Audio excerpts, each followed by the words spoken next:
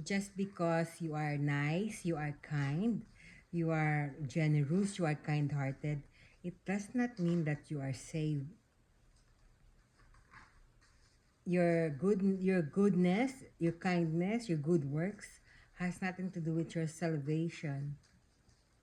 The Bible says in Ephesians chapter 2, verse 8 and 9, you are saved by grace through faith, not of yourselves.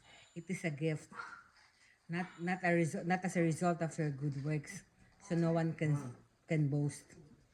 So it means to say, mga kapatid, that our salvation has nothing to do with our good works.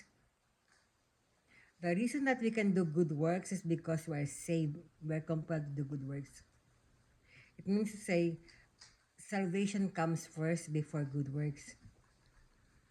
So, we are saved, thank you, Lord, because by the grace and because of the faith that we have in Christ, we are saved by grace through faith in Christ Jesus. So, let us be thankful for the salvation that we receive from God. And that is the reason that we can do good works to others. Okay, mga kapatid, magandang hapon sa inyong lahat. This is Jazz, coming to you from Panorama City. I just want to tell you that God loves you very much. Until next time, God loves you. Bye.